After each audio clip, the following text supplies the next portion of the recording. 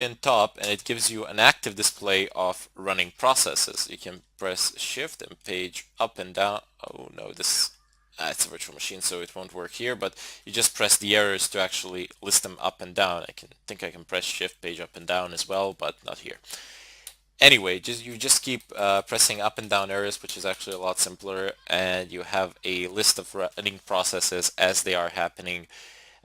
This is basically a live feed. You also have the CPU usage and stuff of a kind, but we will deal with these tools more later on. For the time being, we're just going to go ahead and use PS and EF, PS EF with arguments EF, which is going to give us a list of all users, of all processes, regardless of the user as well.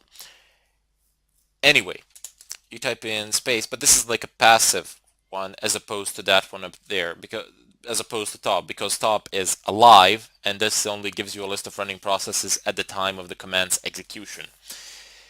Anyway, let's go ahead and press enter here and see what we get. So we got root, which is the username. We got this number, which is the PID, and this is what we are interested in. This is the process identifier, and then you have the files here on the far right side. Anyway, I have a process running. It's called Firefox, which is my browser here. And if I wanted to close that browser, I would just type in kill and, well, this is not a good overview of things. Let's just clear the screen and do this. PS pipe, the redirection that we were just doing. Grab it, let's utilize it. Firefox, press enter, and there you go. It's actually very nice. What? No, come on, I need another one. Where is it? Why are you not listing it out? Huh, interesting. Maybe I misspelled it. Firefox. Excellent. So over here we have the process which is grep. This is gonna die the moment you press enter because the command has already executed.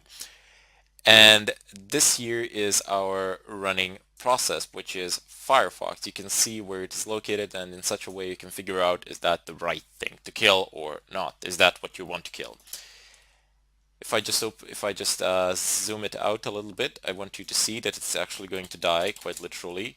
The process ID is 7334, 7334, oops, 7334. Yep, there we go. We have effectively killed it. If we do grep Firefox again, you can only see that there is grep in the process list, nothing else.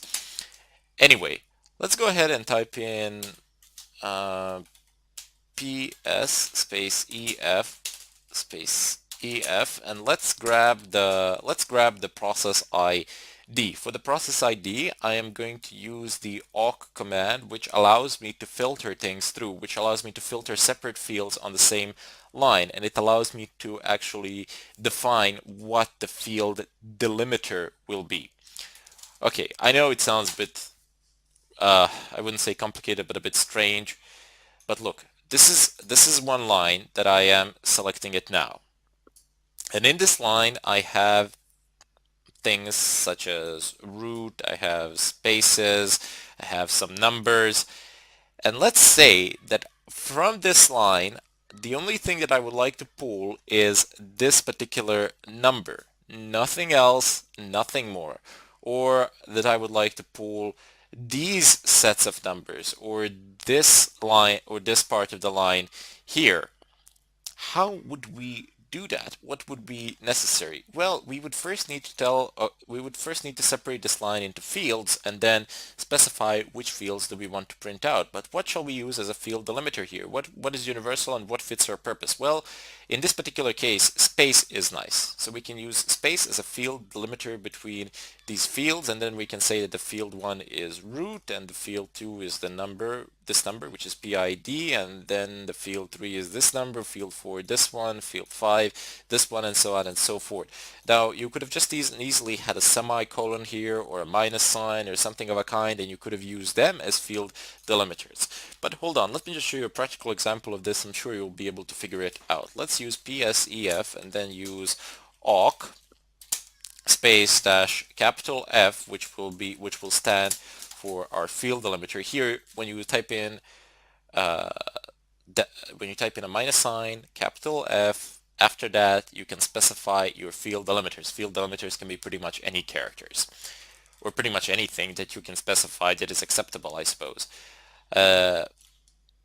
Here, in this particular case, I'm going to use space. So how do we define space? We just type in quotation mark, space, quotation mark, and that is space.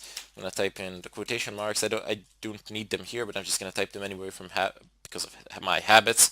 So print, basically you're telling it to print something out, and then dollar sign. Oh, we can do it like dollar sign, second field, close the curly brackets, and close the quotation marks. Look at this. I have managed to print out every single number from that particular field, which is very nice. These numbers are already sorted by size here, so we don't need to do any sorting there. But look, this is still being printed to standard output. Now we can redirect the standard output of this command to rev. Rev is basically used for reversing. It's going to reverse the order of these numbers in each one of these lines. So it's no longer be 10, 6, 4, 3. It's going to be 3, 4, 6, 0, 1. Okay, now so let's go ahead and actually pass the output of this command into rev. How shall we do this? We will add yet another pipe and we will simply type in rev. Rev is a reverse, a short of reverse, really. So what we do with rev, we reverse the order of these numbers. We reverse the order of numbers of each single line. So we have 10, 64, 3. This will become 34, 61. Let me just show you what I